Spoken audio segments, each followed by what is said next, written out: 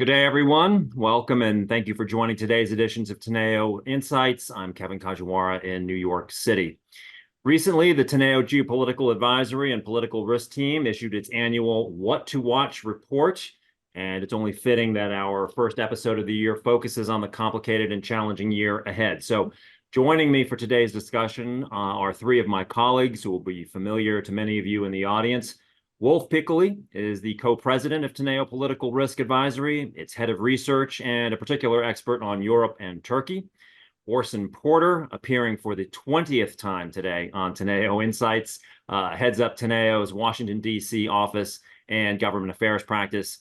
And Emily Stromquist is a managing director and a member of the leadership team of the Political Risk Group, whose work focuses on the Middle East, Eurasia, and energy markets broadly. So thank all three of you for joining me today. And I'll note for the audience that we are taping today's episode on Wednesday, the 10th of January, as we may be discussing some events that are going to be just playing out in the days just ahead of us here. So thanks everybody for joining today. And maybe, Wolf, let's sort of set the table here a little bit. Obviously, this is a big year. Politically, we'll get into the entire kind of global election cycle here in a moment. But, we've had now a few years of global economic slowdown. Nonetheless, the U.S. has been quite resilient through this. In fact, the big issue on Wall Street these days is when will the Fed actually be able to start the easing cycle? It had looked like it might be very early this year. Maybe that's getting pushed out a little bit.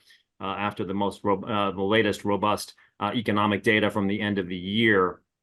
But it feels like this kind of series we've had over recent years of everything from the Gaza war, the Russia invasion of Ukraine, January 6th, the pandemic, that, had seemed like a series of kind of black swans, but really what we're evolving to is just in an era of multipolarity or even non-polarity, that a heightened era of normal risk is what we're going to be looking at. So how would you kind of define the environment this year? It's an environment in flux with lots of uncertainties ahead, not just because of the electoral cycle that we will discuss later on, but we have two wars going on. We have a big election in the United States, and we have more than 2 billion people going to the polls this year, and that is more than it has ever happened in one single year. More than 70 countries will go to the polls, and that in an environment where, if you look at the wider context, and we take away for a second year from the geopolitical backdrop, but in terms of trends, we see spreading illiberalism. We see independent institutions that have become weaker, they're under assault.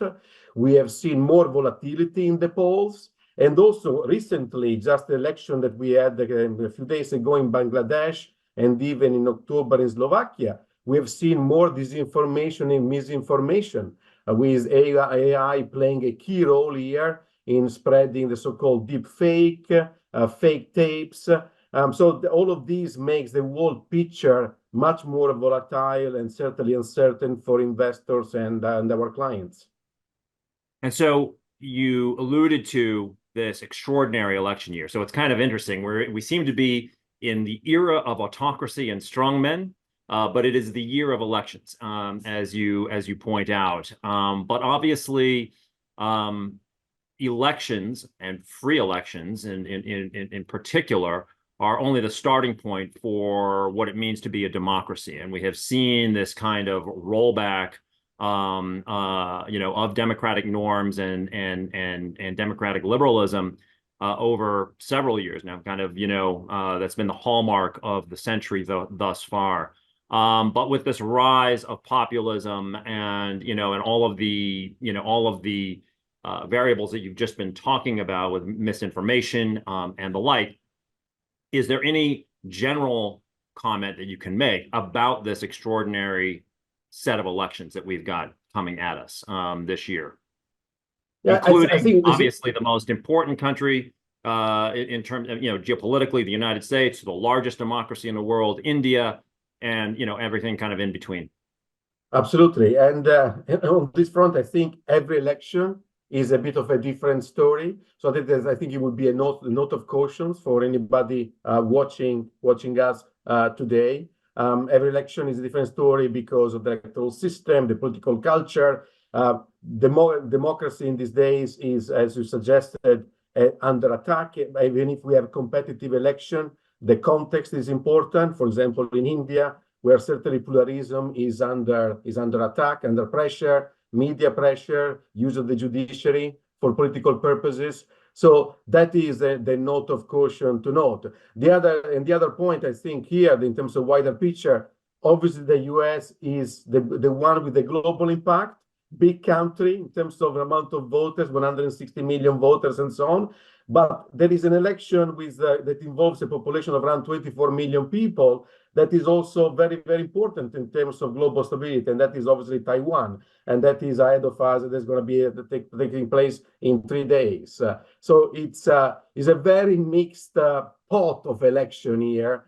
Some of them could be very consequential, but there are also some upside stories in this election I think is important to highlight. So let's start getting down to brass tacks here. And because the Taiwan election is an important one, and because it is coming up this Saturday, perhaps and our China team is a regular appear regularly on this program. But what are the expectations right now on how the Taiwan election may play out? And I think most importantly, what you expect the Chinese reaction to be given the various scenarios. First of all, I will say that the race is tight. We didn't have polls for the last 10 days, for the 10 days side of the vote, because of the local regulations. Our view is that Vice President Lai has got is likely to have the upper end here. But also we have 1 million we have 1 million new voters, first-time voters. That's 6% of the total electorate in Taiwan, which could change the outcome. And we have seen how the votes of the youth can change outcomes in election in the past. But if we assume, if the base case remains that Lai will prevail, the other important issue to monitor here is also who will win the legislative election in Taiwan. So it's not just about the president here, but also the legislature, because in particular there is a chance that Lai might prevail, but the DPP, his own party, might lose a majority. So we have a different kind of scenarios here potential ahead of us, and obviously each one of them could trigger a different response from China. In terms of, if we assume just before we get to that, let's just level set here for the audience that William Lai, the vice president, represents the incumbent DPP party. He is seen negatively by the mainland, yes, as a separatist and closer to the United States. The opposition parties, primarily the KMT, the Kuomintang, and the TPP are competing for that opposition vote. And so what you're suggesting is that the polls show that William Lai will likely prevail. It's a first past the post system, so he'll likely prevail. And that, you could have divided government with the KMT taking at least a plurality in the legislature. Correct. And then there is a third party, the People's Party, that could play a bit of a swing role there. As you say, Lai has been attacked the last time, most recently on the 31st of December by the Chinese authorities, described as a separatist and a troublemaker. Even if his rhetoric during the campaign has softened a bit, he is basically saying that he's willing to engage with China, but with some precondition in terms of dignity, in terms of equality, and so on. So in terms of Chinese response, a victory by Lai, and say if we assume that the DPP will also reconfirm its majority in parliament, that the response, we should expect a more robust response here. The timing of the response is also important here, because Lai will not be inaugurated if he wins until May. So no, we shouldn't expect an immediate response by the Chinese authorities, or maybe we should expect a gradual response where it might increase depending on what Lai says between Victory Day, if we assume that he wins, and whenever he takes over, and in his inauguration speech. So there is a timeline here in play as well to make things a bit more complicated. If we have a divided outcome where Lai prevails in terms of the presidency, but the DPP fails to control a majority in parliament, then the Chinese response could be a bit milder. Maybe the Chinese will try to bypass Lai and engage with parliament, where they might find that with the Kuomintang might be willing to engage, basically. So there are a variety of options on the table here, but as I said at the very beginning, the outcome is still far from certain here. So it's all to be seen, and the timelines are kind of stretched. And in a blatant appeal to those new voters that you just referenced, I see that the KMT vice presidential candidate is suggesting that if the electorate votes for the KMT, more friendly toward mainland China, it would decrease geopolitical risk, and Taylor Swift would be more likely to perform in Taiwan. Well, let's move on then to the other, to the election of the year, or so I don't even really know where to begin here, but let me start by asking you this big question. I have been meeting with some of our foreign-based clients recently who really make this kind of point that, over the course of this year, heading to November 5th, we're going to have a lot of data points, and then ultimately the election itself, which isn't just going to be about who we're going to elect as our next president and what our legislature will look like and what the states will look like, but there are going to be more data points about what America wants to be and the role that it wants to play in the world. Would you agree that the election is that important in that respect? Well, first of all, I want to say thanks for having me on. And also want to say, be very careful about the Taylor Swift jokes. Comedian almost just lost his job on that one. So before I answer your question, a couple of things I want to throw out on a factual basis, just to level set where we are. We're 299 days away from the general election. We're 5 days away from the Iowa primary. We're 2 weeks away from the New Hampshire primary on the 23rd of January. We're less than a month away from the South Carolina primary on February 3rd. And believe it or not, we're just under 2 months away from Super Tuesday on March 5th. So all that to say is over the next 2 months or 3 months, potentially, but mostly 2 months, we will probably have a pretty good case on who the GOP nominee will be.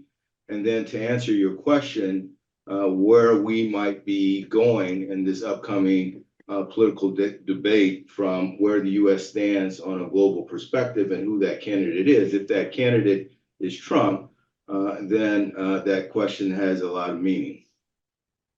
So I want to talk about some of the other things going on in Washington between now and the election. But since you have focused on the calendar, and we've got Iowa coming up on Monday, the final Republican debate will be held tonight. Although I believe there's only 2 participants in that, Nikki Haley and Ron DeSantis. But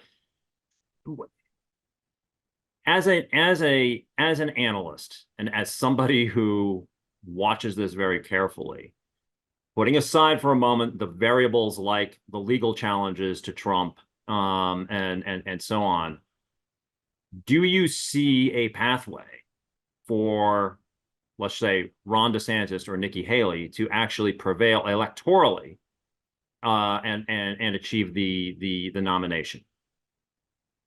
Yeah, I mean, absolutely. So if we just look back where Joe Biden was, Joe Biden lost the first 2 in his Democratic primary, and everyone thought he was all but done. And then he ended up winning with a key endorsement from Senator Clyburn, South Carolina.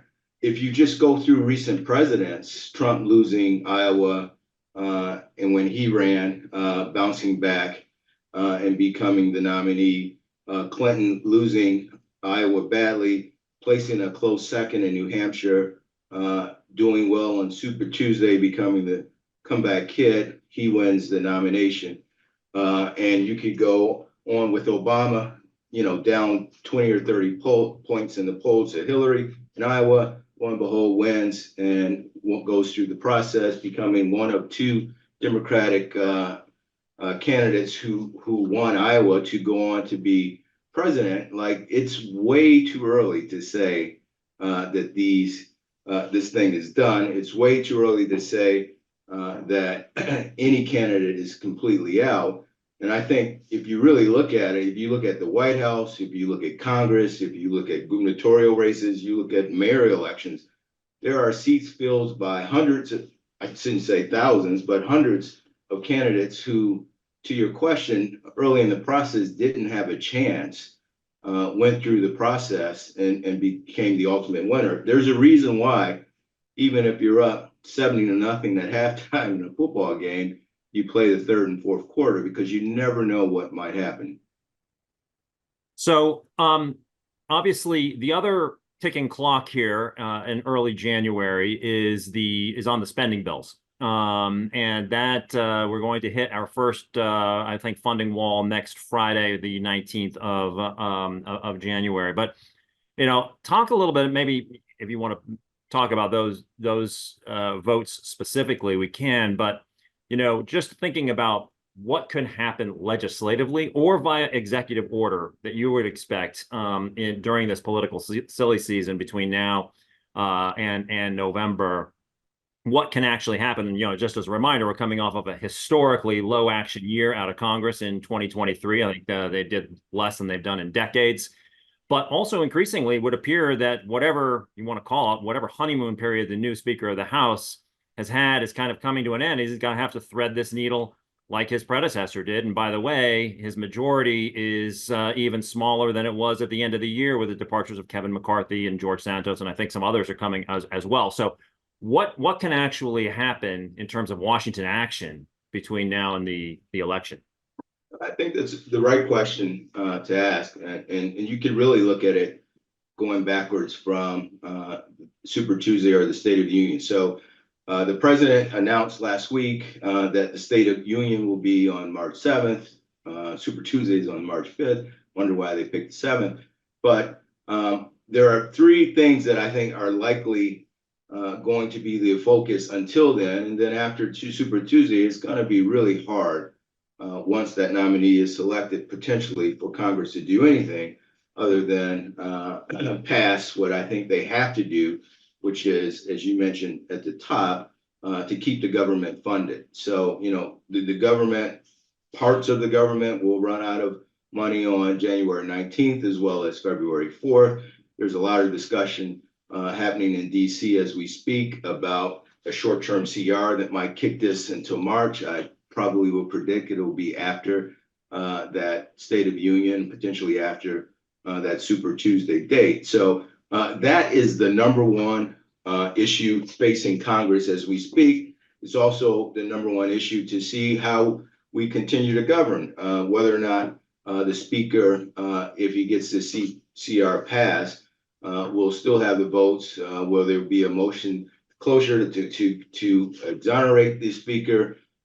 There is going to be a swift discussion after that on the investigation or the potential impeachment of President Biden, as well as his son, Hunter Biden. And then you're going to move to potentially things getting heated on foreign aid for the Ukraine war and Israel. But to answer your questions on the executive orders, I think the State of the Union date is probably a timeline where you will see the president move on things that he wants to highlight in that speech that he will probably be unable to accomplish through a legislative manner. That could be voting rights, that could be civil rights issue, that could be additional environmental mandates, as well as things pertaining to the war and finding means to go around Congress to supply military support, particularly in Israel and Ukraine. Yesterday, President Trump was in court in Washington, and we saw and witnessed a rather extraordinary argument on his lawyer's part about the extent of presidential immunity.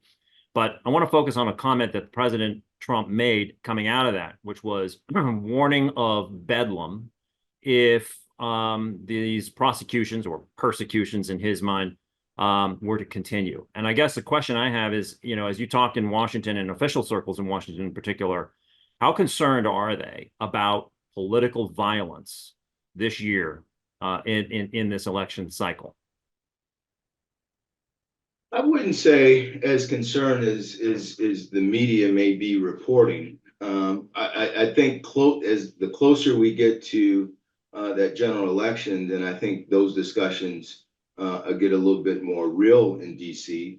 But you know, there's a high probability of something that could happen between now and then, and law enforcement here is definitely going out of the way to make certain to have this a fair and safe election. We've seen some of the threats to election officials in Georgia with things in the mail, et cetera, et cetera. So the threat level is real, but I don't think things will heat up until you see the masses go to the polls, and then what you're asking becomes a real legitimate concern.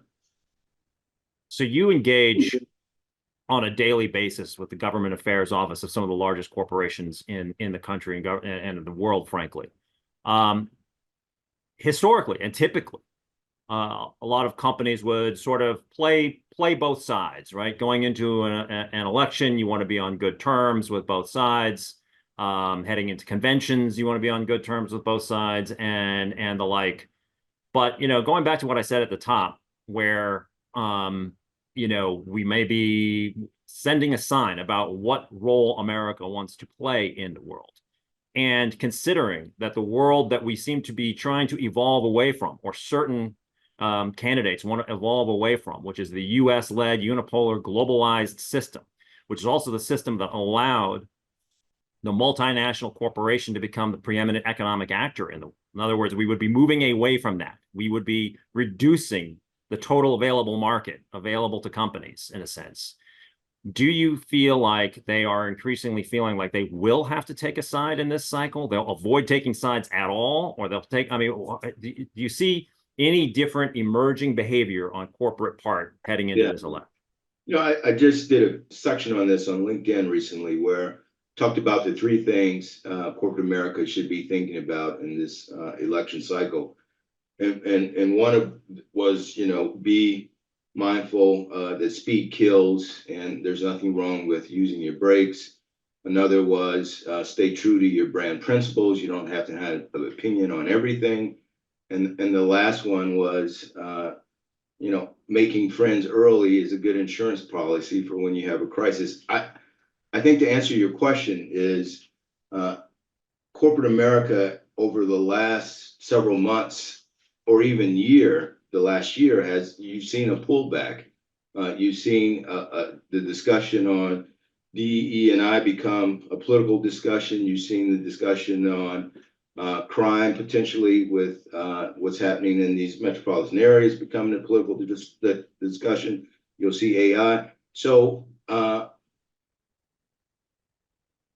would forecast that you will continue to see, not just in DC, but globally, corporations pulling back on things that don't speak to their brand principles, but definitely not trying to be a target during the political cycle, which you saw it become a big deal in the Florida gubernatorial race with Disney, et cetera, et cetera. No one wants to be on that list. The woke discussion isn't as big as it once was, but the issues that the woke discussion highlighted are still big issues within Congress, and corporations rightly are trying to lead by example, but not necessarily by press releases making political statements. Thanks for the blatant promotion of your performance on another platform, but final question from me before we move on, and the segue is going to be, you referenced it a few minutes ago with regards to funding for Ukraine, But in terms of, again, the sort of what's possible legislatively, a lot of these things are contingent on each other, right?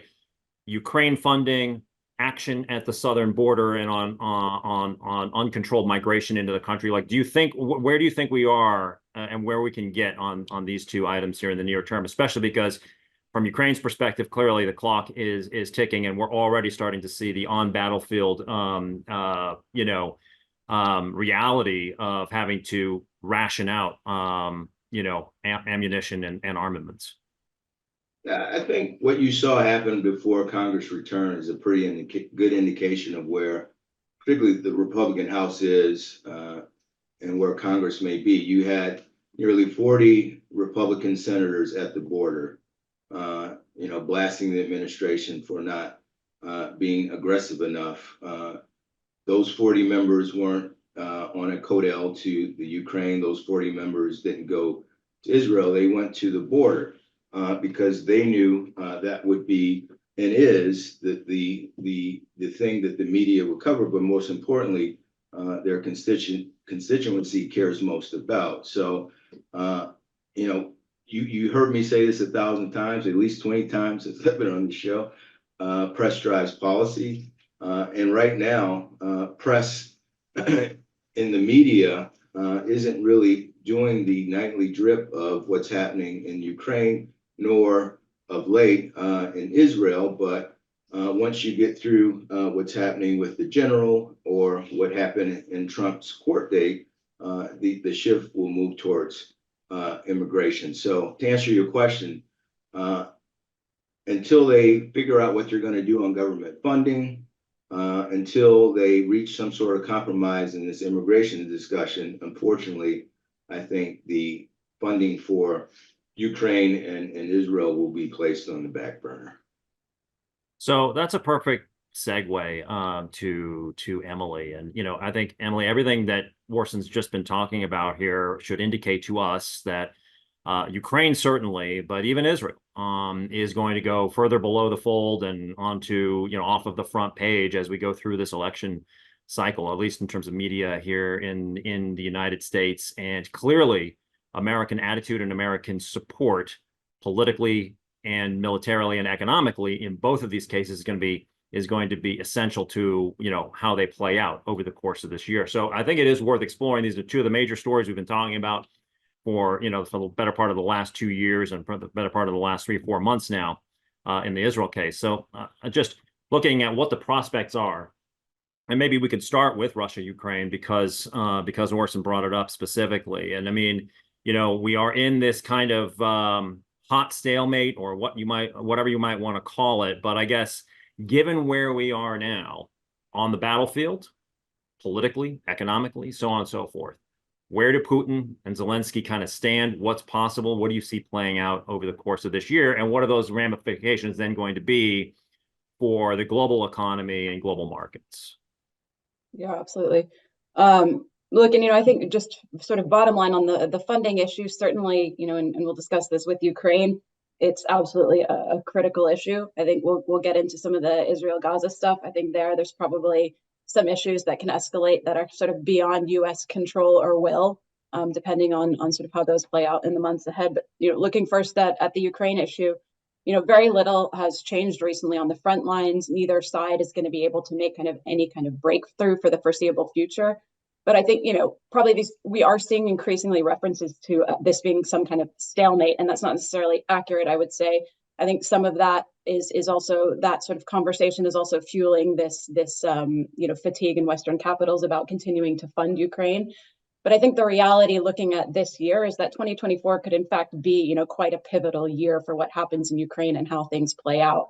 At the moment, Russia and Ukraine are both working very hard to rebuild their offensive capacities. That includes, munitions, training fighters. And these are, significant factors that I think would shape the trajectory of this conflict. It appears that really at this juncture, neither Putin nor Zelensky has much appetite nor public support to go to the negotiating table. I think any talks were they to happen would be through, lower channels down the chain of command, not sort of immediately between those two leaders right now. And beyond that, we really have to emphasize that talks do not at all equate any kind of ceasefire at this point. And I think that's the critical point to note.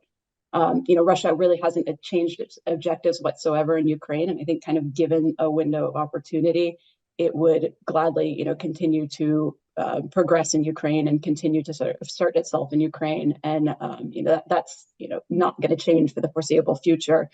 I think probably in that respect as well, talks are unlikely at least until after of any sort until at least after the Russian elections. Even then, Putin's going to be pursuing maximalist demands. So, I mean, what does this mean? And from the funding perspective, Ukraine needs a lot more economic assistance. It needs a lot more military assistance, but it also really increasingly has to pivot away from this offensive strategy that it's been pursuing, focus on more of a defensive one. It's been blasting through, a lot of the aid that's being sent by the West, and it's not necessarily a sustainable approach at this point. So, some kind of a defensive strategy is much more likely right now to get it through 2024 and sort of keep itself in this conflict for longer.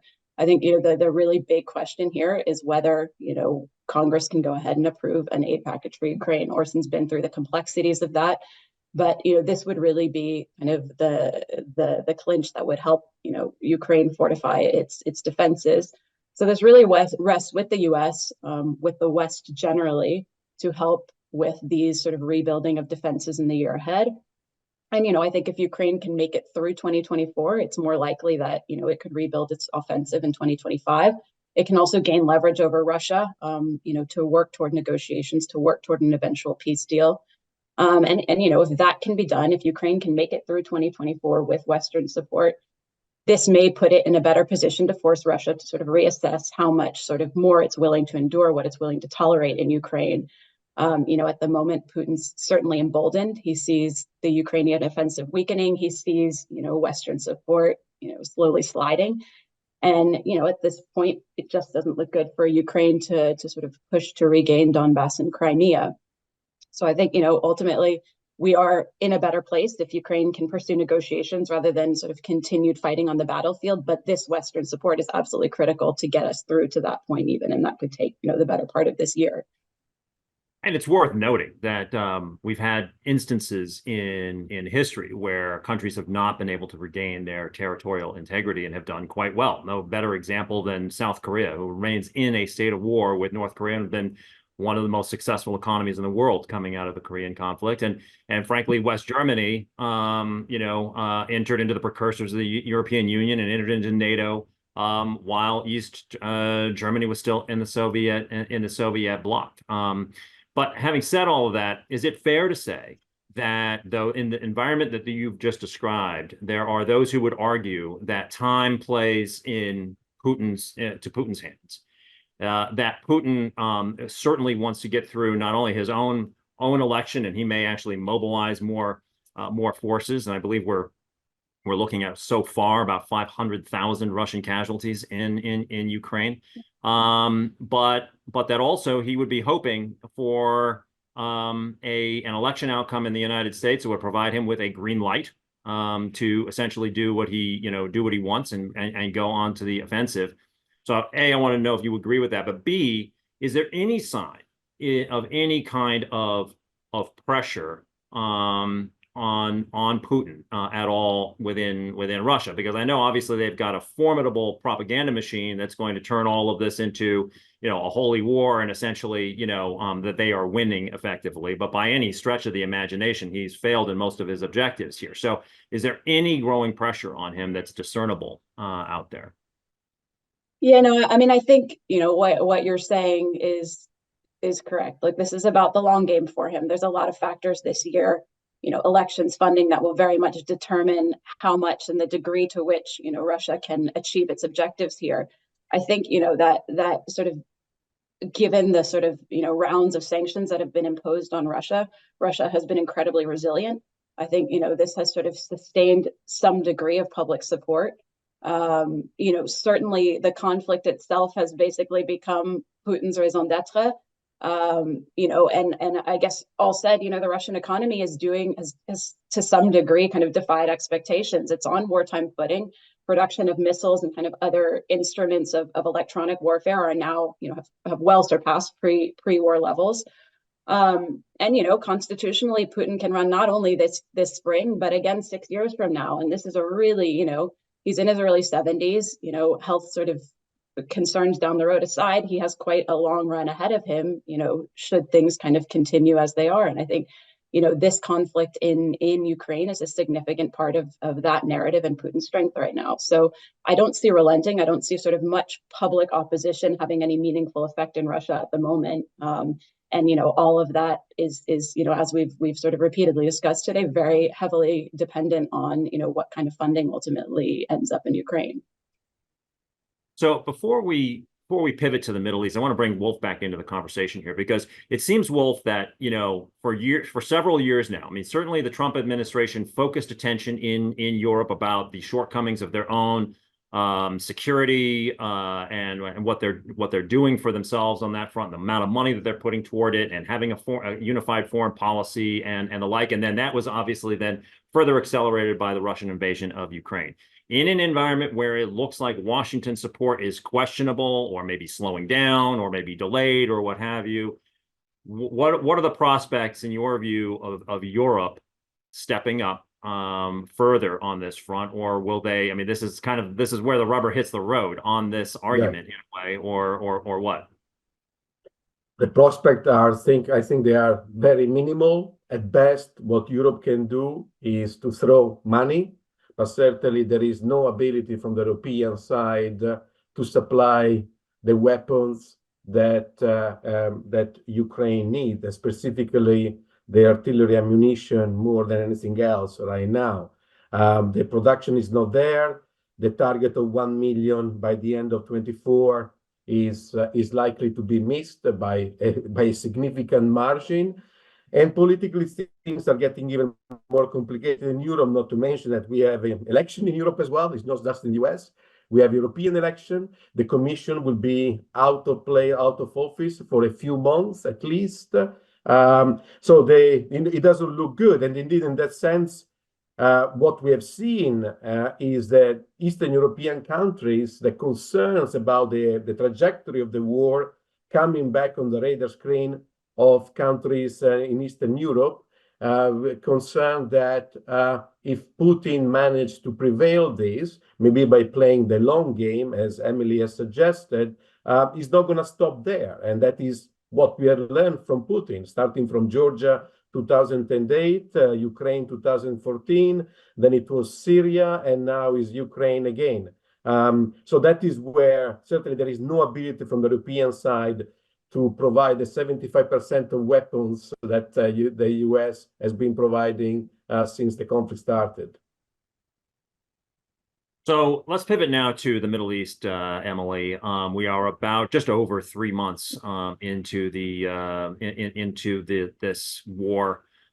Essentially, we've all seen the pictures. It does seem that there's a bit of a pivot occurring now, or an evolution, let's say, to the next stage of this war, as kind of the all-out air and ground assault that Israel is imposing on Gaza is starting to sort of pivot it to a more targeted and surgical approach. And then certainly we have seen actions that they have taken against Hamas figures in Beirut of late and the like. So a couple of questions. And just to put this into perspective for everybody yet again, I know everybody's kind of seen this, but in terms, and we're talking about small places here in a way, and I think the context of this on the psyche of Israelis and Palestinians alike is it's sort of put in stark contrast. When you think about the 1,200 Israelis killed on October 7th, the equivalent of that in the United States would be about 35,000, or about basically 10 times the impact of 9/11.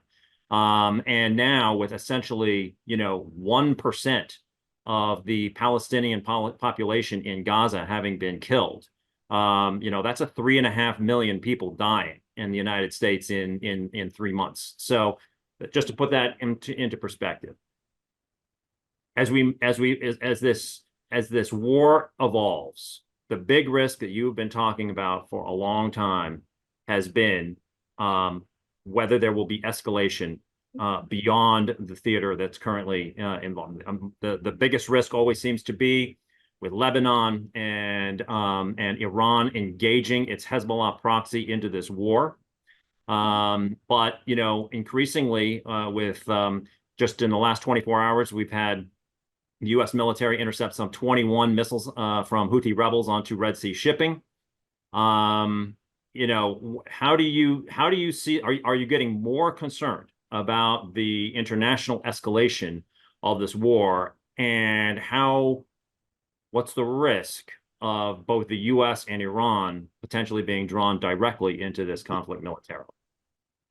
Yeah, I mean, certainly, yes, I'm concerned, and I think that risk is growing. And just to take kind of a quick step back, you know, obviously, you know, Israel-Palestine issues are nothing new. This is a long historical conflict. I think what's new in this particular round is that there's a lot of compounding factors, not just in the immediate region, but across the wider region too, that have made all of this conflict and negotiations much more difficult.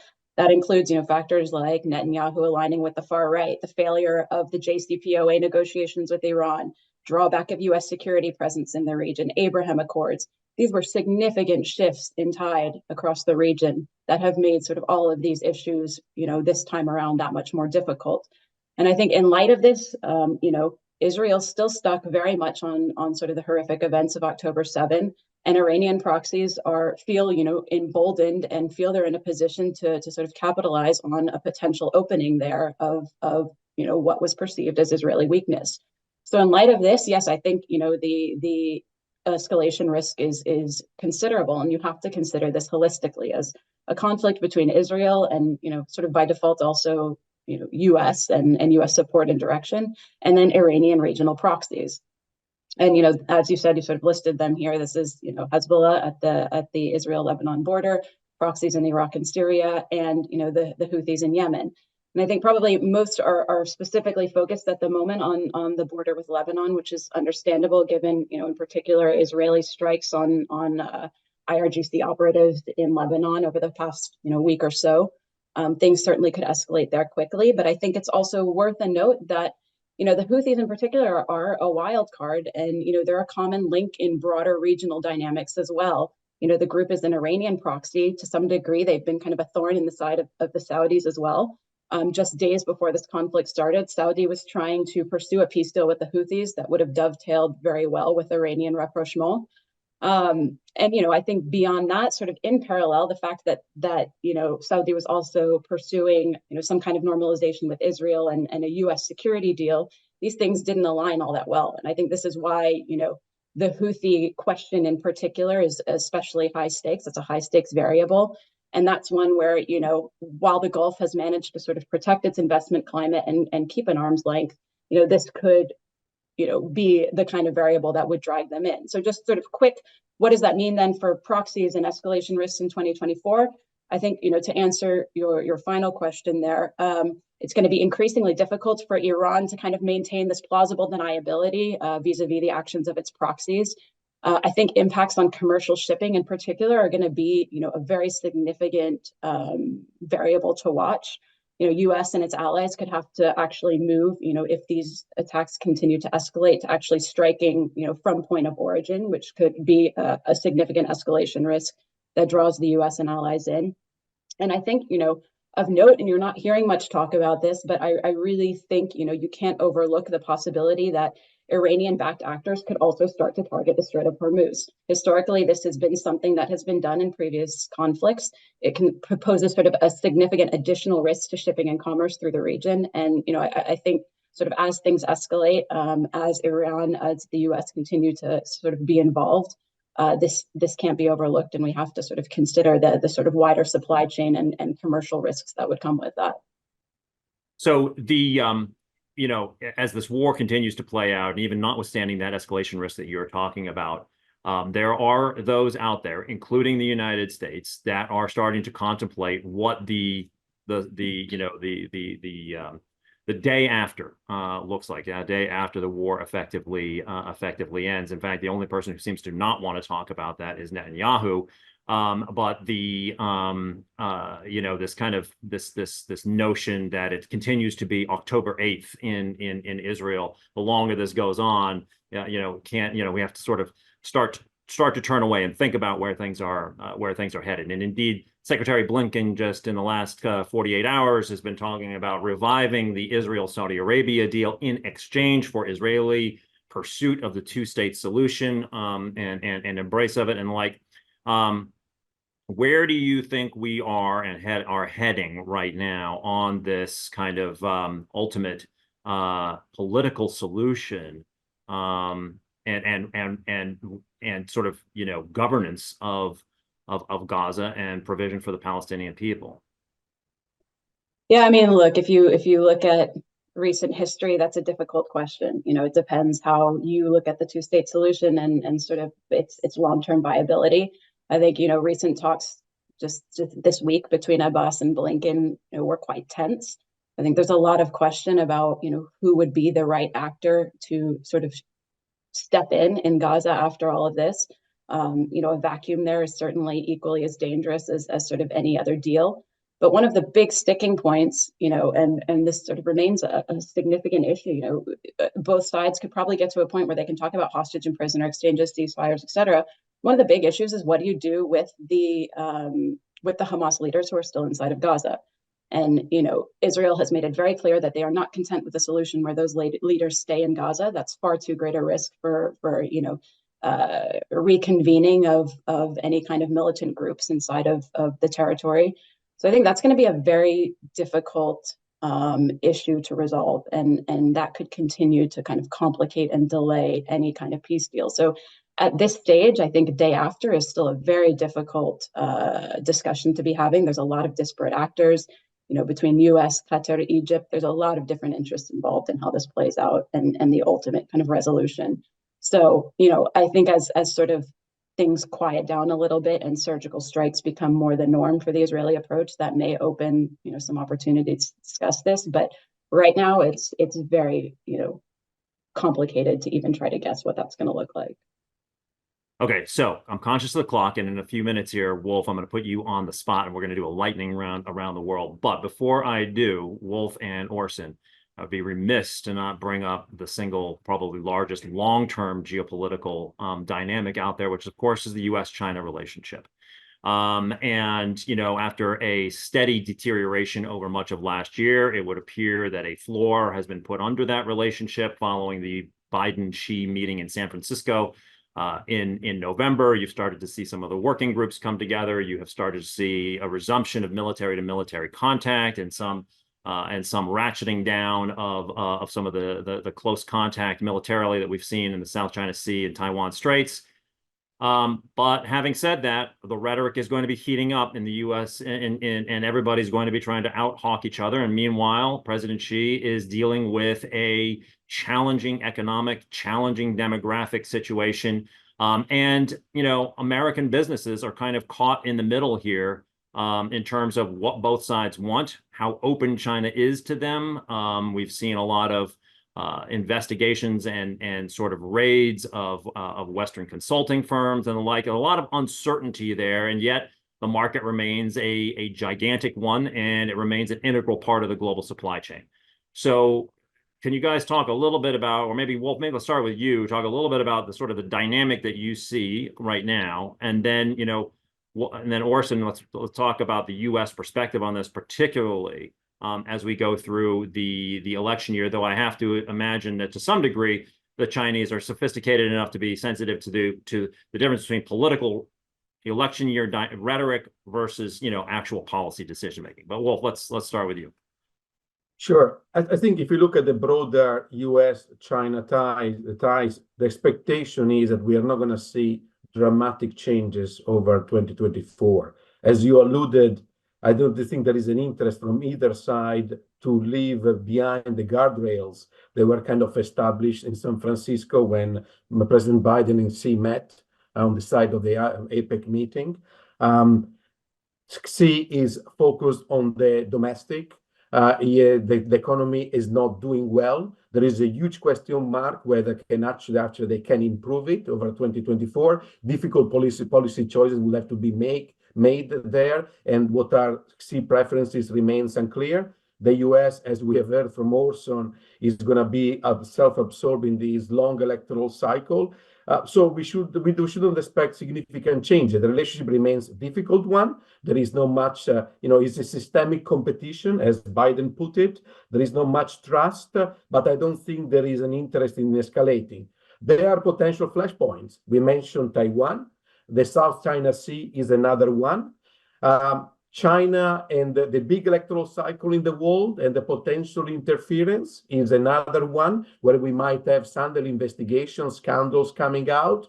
But overall, I think when we look at the two sides, there isn't much of an incentive here to escalate the situation again. And Orson? Yeah, I think, bottom line, if you don't have a plan for the day after election on the corporate side of what your China policy is going to be and how is it going to affect your business, you're really missing out. I think whether it's a Republican winner, whether it's Biden, you could see a sea change in Congress. You could see the House flip. You could see the Senate flip. A lot of things can happen, but one thing I can guarantee you that even though things are quiet today, the likelihood of a shift after the election is high. So, the thing that I would say is, yes, there's a whole lot going on in the U.S. Yes, both sides have decided to take a chill pill, as they say. But the day after the election, depending upon who is in the White House and who controls those chambers of Congress, you could see some massive legislative changes go through related to our trade with China, as well as human rights, military, et cetera, et cetera. So, I would urge all clients and listeners to get prepared for what, China policy may look like after the election, which I think will be a lot different than today. Yeah, got it. Okay, Wolf, let's do it. So you ready? Let's do a around the world. I'm going to tee you up here on a few things, and a lot of these are going to be election related, because as we said at the top, we've got a big election year globally here. But let's start in Asia. We've got a big Indonesian election coming up here in the next month or so, but the single largest election in the world is going to be in India, a country where we are seeing a lot of renewed attention, obviously, as companies and countries look to hedge against China and to play off China. But at the same time, we have seen a deterioration of democratic norms and greater sectarianism in India as well. And then finally, at least in the developed markets, you've also got the Japanese LDP leadership, which could see a change in premiership in Japan as well at some point this year. So talk about the Asian dynamic here a little bit. Modi remains extremely popular in India, likely to win a third term, despite what you just alluded to. So this democracy suffering, pluralism under pressure, and so on. And despite the fact that the opposition has created an alliance comprised of 28 parties to try to mount a challenge.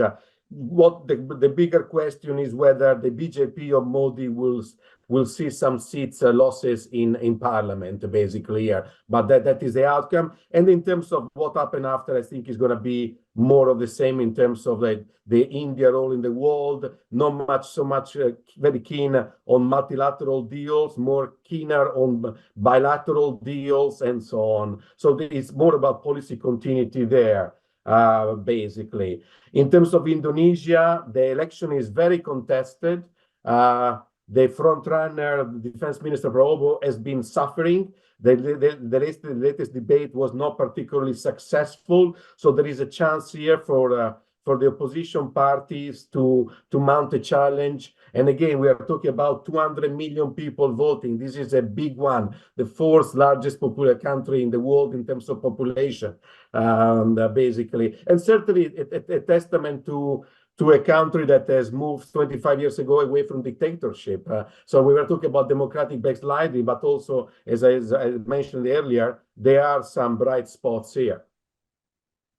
All right, let's pivot to Europe then, and start actually first. Let's start in the United Kingdom, where after years and years, it looks like the Tory party has finally run its course, and Sir Keir Starmer and the Labour Party is election to lose at some point this year. Though I suspect that Prime Minister Sunak is going to try to strategically position this election to his bet, to minimize the losses or even squeak through somehow. But how do you see the UK election dynamic? As you mentioned, it's just a question of how big the majority of the Labour Party will be at this point. When we look at the polls, the average of polls, there is a margin of 18 percentage points ahead. Timing of the election, most likely in the autumn, unless we see a miraculous revival of the Tory fortunes, which I think is very unlikely. I don't see much strategy from Sunak here. There are a couple of issues to consider here, leaving aside the polls for the clients, is a question of distribution of votes. Because with the first past the post-electoral system in the UK, the distribution of vote is almost as important as the share of votes that you get. To put into figures here, in 2005, the Labour Party, with a 3% margin, secured a majority of 66 seats. In 2010, the Tories, with a margin of 7%, they were short of majority for 20 seats. So let's look at the polls, but the distribution of votes here is critical. All right, and in terms of the European election, we will see lots of noise about Eurosceptic radical wing parties doing better. Yes, they will do better, but at best they will get 1/4 of the seats in the European Parliament, meaning that the centrist pro-European parties from the Social Democratic Group, the PPE, the Liberals and the Greens will continue to keep a majority in the European Parliament. The question will be how cohesive this group is. So a noisy election, but not much drama there, frankly. But looking at some of the member states then, and I know the European Parliament election is the sort of the big one for this year, but clearly this kind of battle for the heart and soul of populism and so on and so forth is playing out in Europe just as it is in the United States. We have just seen yesterday President Macron replaced his prime minister and trying to revive his party's fortunes against a resurgent Marine Le Pen party. We have seen the rightward shift in the election that has not yet yielded a government, I believe, in the Netherlands, right? Yeah. We have seen the rightward tilt in Italy. You've got a surging AfD in Germany. Yes. Sort of increased borderline violent protest just in the last week in Germany, but then counter that, you've seen more of a move back toward the center in a country like Poland in the last year. Yes. So, talk about the sort of the member state dynamic and European politics. I think when we look at member states, it's, as I alluded to earlier, you need to look at the specific circumstances. We have countries where even if, let's say, look at France, where a Le Pen threat looks more tangible now than in the past, you need to look at the electoral system. You need to look at the political culture. So every country is a bit of a different story here. In the Netherlands, yes, the right-wing party, Wilders, is likely to be is a number one right now. But is a country where we have seen lots of consensual politics, and even him will be forced into a coalition. So there are different stories here. We have heard about populism, being on the high side. Then there were rumors that it disappeared, obviously wrong, when Macron, for example, won the election, and looking at the outcome of the election in Germany, now is kind of coming back. The issue is that the electoral system and the electoral preferences are extremely volatile. It's become much more difficult to predict the outcome of election. Voters are making up their mind and very late in very close to voting day, so it's becoming more difficult to interpret that. But each country is a different story. In terms of European election, the other big story is the turnout. The European election do not attract lots of voters, generally speaking. So the challenge will be for these right-wing parties actually to mobilize voters to make sure that they go and bother to vote basically in June.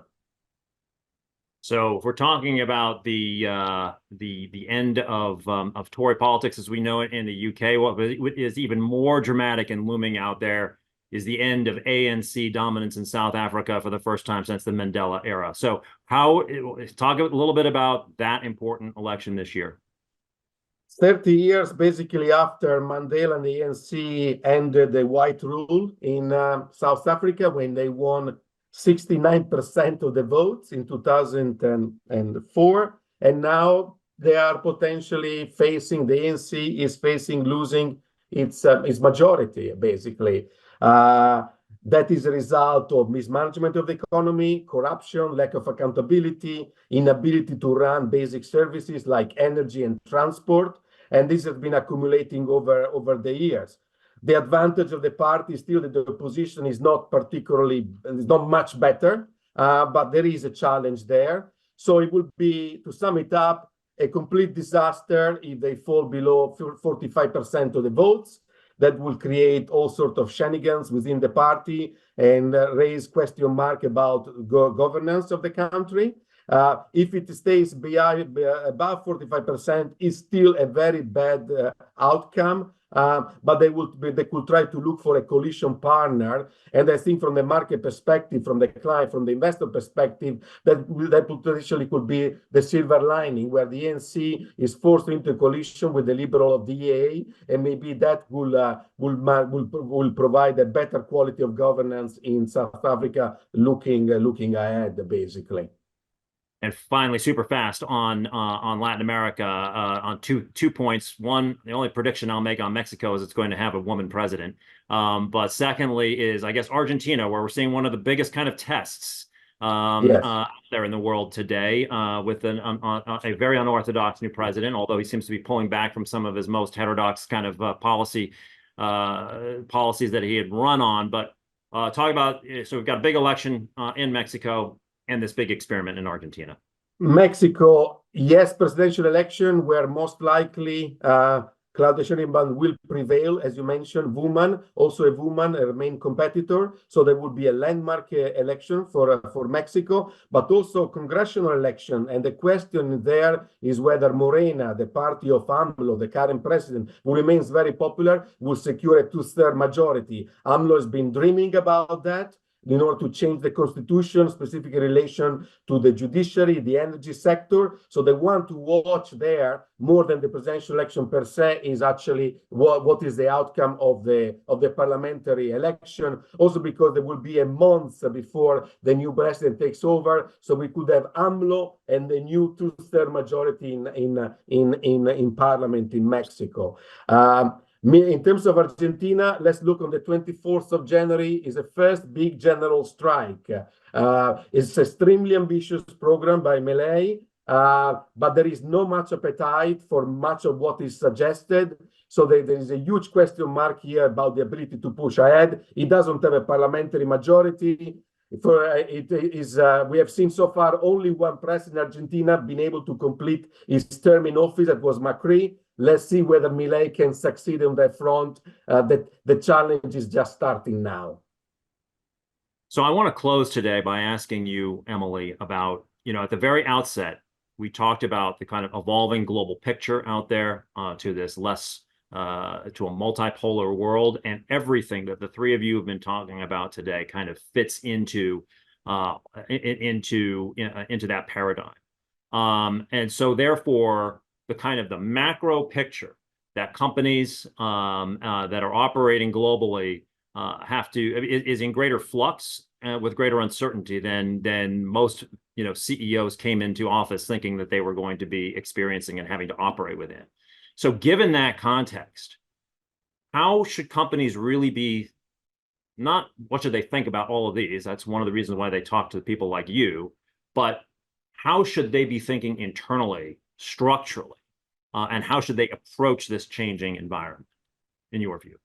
Yeah, absolutely. I think given this past hour of discussion, one of the biggest dangers is just getting lost in the day-to-day and sort of these short-term implications and changes, inherent in each of these events. And the risk is losing sight, as you're saying, of the big picture. And I think it's these long-term, high-impact events, that are shaping sort of a lot of these individual events at the moment. That are sort of much more significant in terms of operations and how companies strategically need to think about their positioning in the world and how they continue to develop their business. And so, I think, for us, always a very useful exercise, and we see this a lot, is the use of robust scenario planning. And it's can't emphasize enough how important that is to CEOs, to really be thinking about these very high impact events. And those are the ones that are going to be, much more of a kind of essential element to consider for companies. And I think, we're not talking about, Russia's invasion of Ukraine. We're talking these big picture things, the evolution of US-China relations, how changes in the political landscape in the US and Europe change transatlantic relations.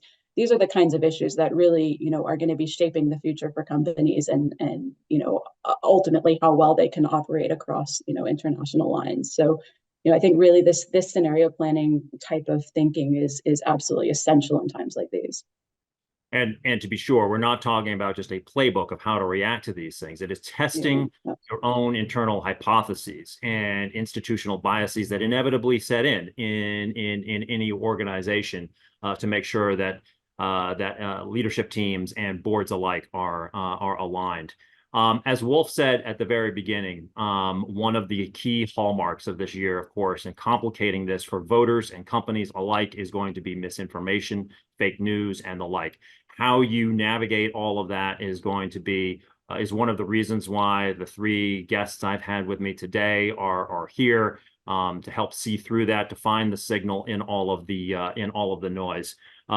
All three of them contributed to, and much of this conversation is derived from what was in our What to Watch in 2024 piece that came out a couple of weeks ago. If you have not received it and would like to, please reach out to us at Teneo Insights at Teneo.com. We will be back in a couple of weeks with our next edition of Teneo Insights. But until then, I want to thank Wolf Piccoli, Emily Stromquist, and Orson Porter for their participation today. It's going to be a challenging year, so buckle up. Let's get ready to go. Until then, I'm Kevin Kajiwara in New York. Have a great day.